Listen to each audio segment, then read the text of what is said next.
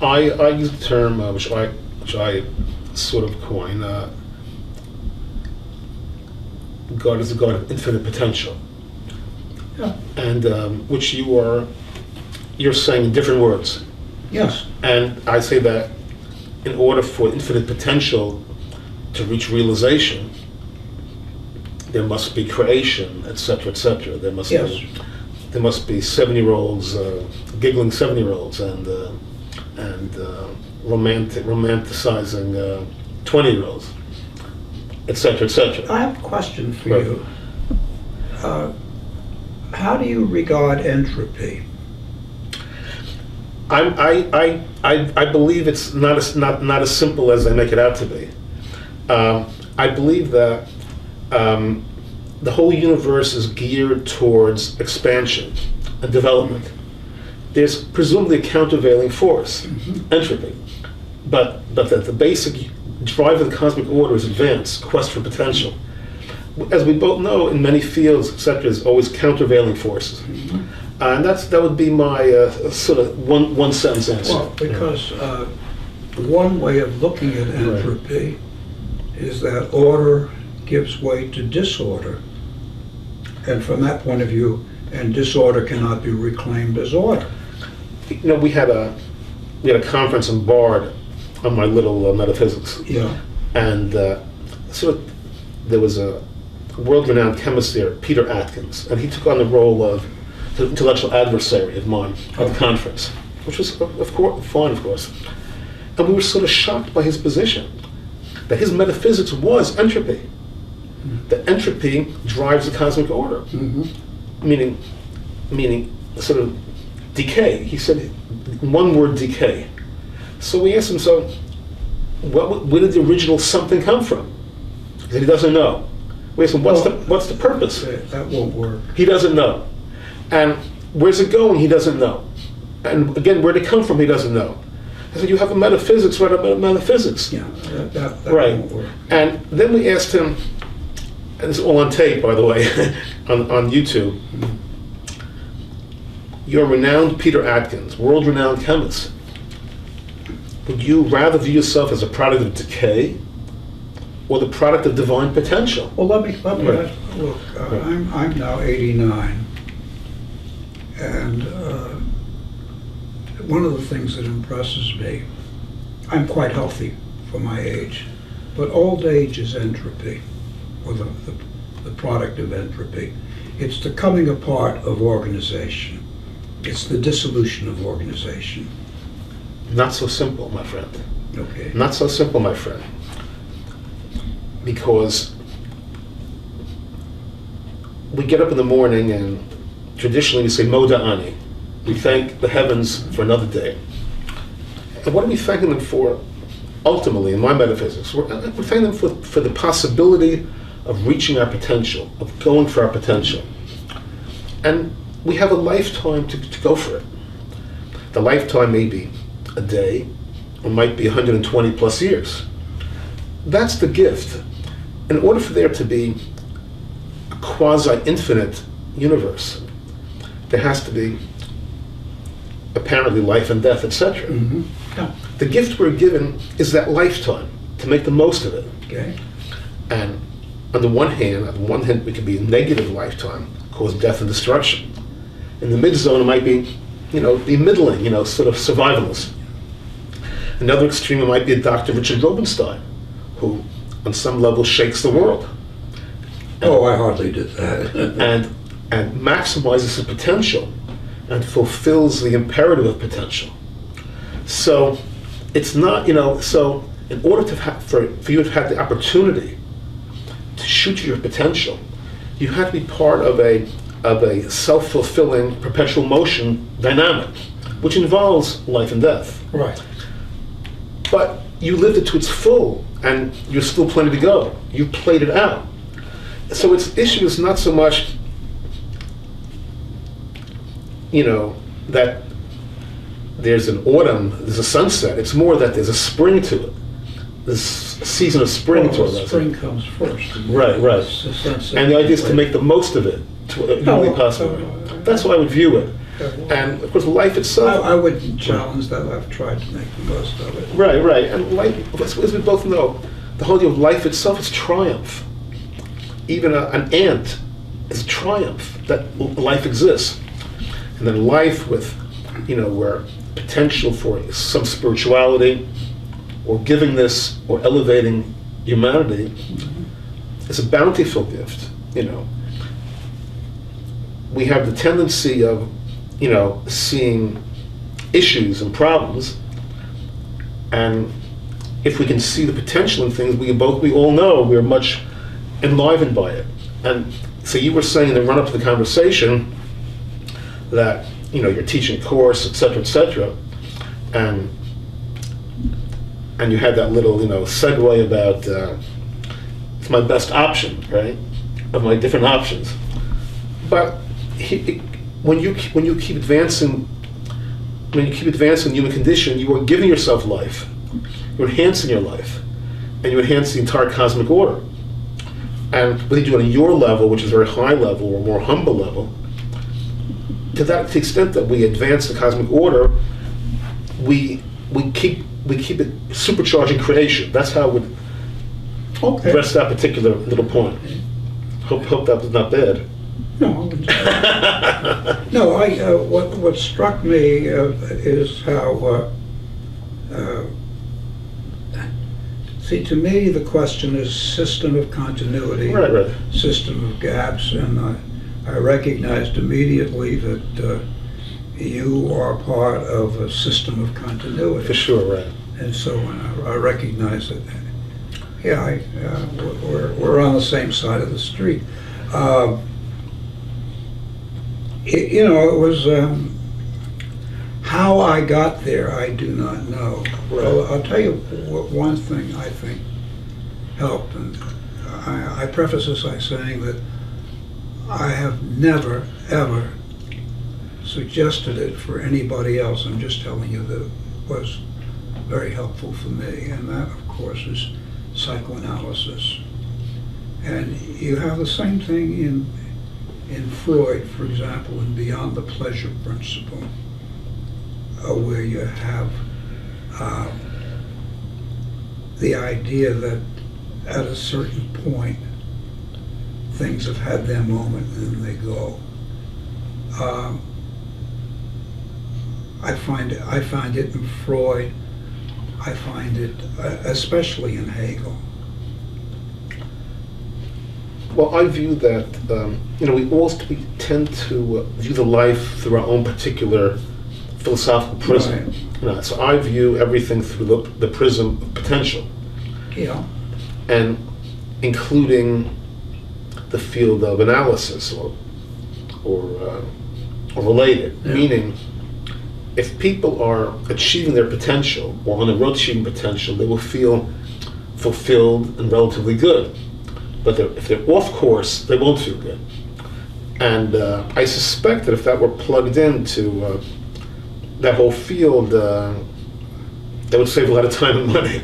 I suspect, yeah. Well, I think you'd find that you can find more sympathical things. Probably part of Freud's problem is that at one level he's a simplistic atheist. That's the 19th century scientism. But at another level, he in things like Beyond the Pleasure Principle, he comes very, very close. No one can dispute his genius in certain areas. The whole idea, the whole concept of atheism, I find, I can never understand why people are atheists. I can understand why they're agnostics, but I never can understand how that's a strong position, an intellectual position. Well, people come to conclusions, and I guess where it mostly comes from is from a despair At finding an answer? at what they find in the Right. world, and they say, well, nothing's in control or anything like that. Right. Another thing which as I was reading your material, I thought of a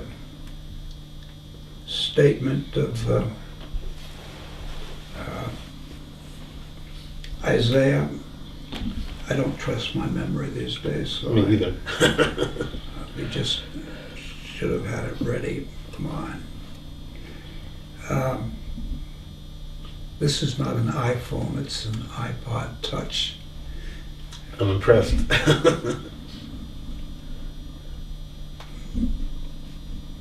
Okay.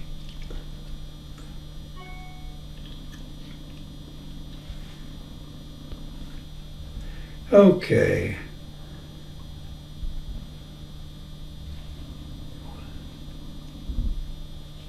So we're on the 45th chapter of Isaiah.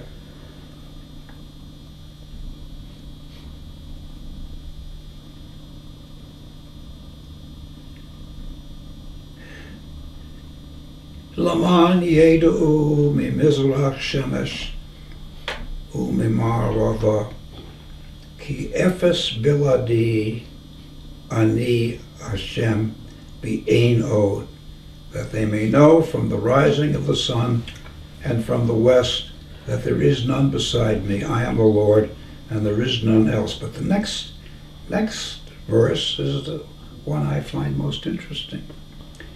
You know this. Yotzer or uvore hosher. He forms the light and he creates the darkness. Ose shalom, he makes peace. Uvore ra, and he creates evil. Ani Hashem ose kol ele. I am the Lord who created these. Right. Now, to my mind, this is really a statement of continuities. It's and from a historical point of view, you know, Isaiah is involved with the liberation of the Hebrews from their galut, their exile in Babylonia. They're brought back to Palestine, at least some of them, by Cyrus. But what was the religion of the Persians at the time? It was Zoroastrianism, which is a religion of gaps. Thing. There's a God for evil, there's a God for good. They war with each other, they have nothing to do with each other. And Isaiah comes along and says, Yotzer or Vore Hosher. He forms a light and he... Right. Some people say Judaism is not dualistic, but there are many components in Judaism which are very dualistic, like just here. Yeah. And I don't consider this dualistic. Well, I feel a little dualistic. Yeah. Okay, but can I tell you how I? Please. See that. You see, one of the main classic questions in metaphysics or philosophy is, why is there anything at all? Yeah. Or if there is a God, where did God come from? Right. All right. And both Aristotle and his successors, and Maimonides and his philosophical successors, both are all at an impasse here, respectfully. They're at an impasse. And, you know, it's sort of like constructing a great skyscraper without a foundation. What's the foundation?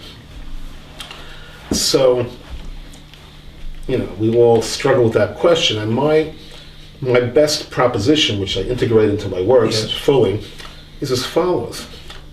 That the only concept which I can posit as having existed eternally is possibility.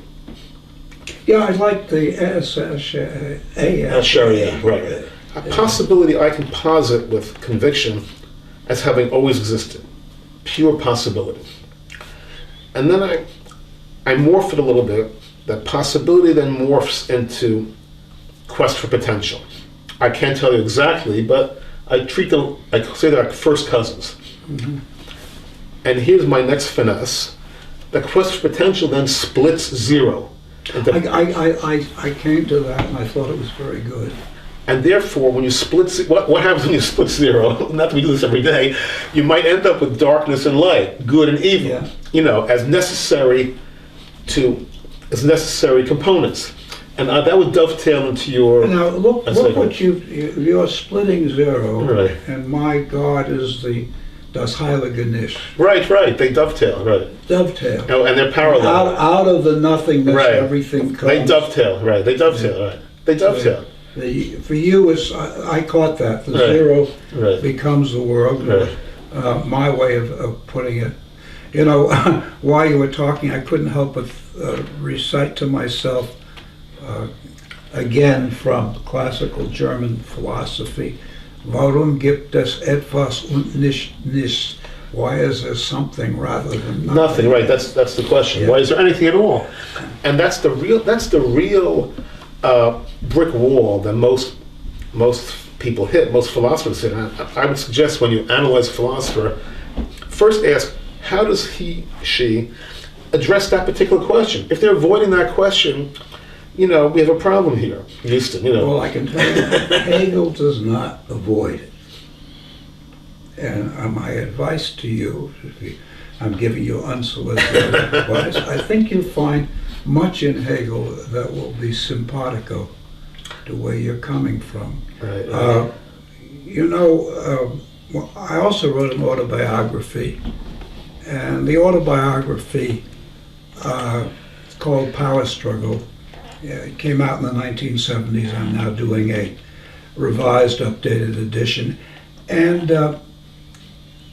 my chapter on Harvard is called Tillich in Harvard, because the course that I took under Paul Johannes Tillich on classical German philosophy, more than any other course I took at Harvard, gave me the intellectual background to talk to you the way I am now. Now I can tell you also that I had already read Luria, but what German philosophy did, and there's some bad actors in German philosophy, but they reached a pinnacle in this stuff. Well, I might say they reached a plateau, but okay. Yeah. Okay. But you might not disagree with that either. I don't, well, No, no. you're saying the same thing. Same Right. Same thing. At this point, I would suggest we take a little break Okay. and we just reboot a little bit. We'll be back in about 5 minutes.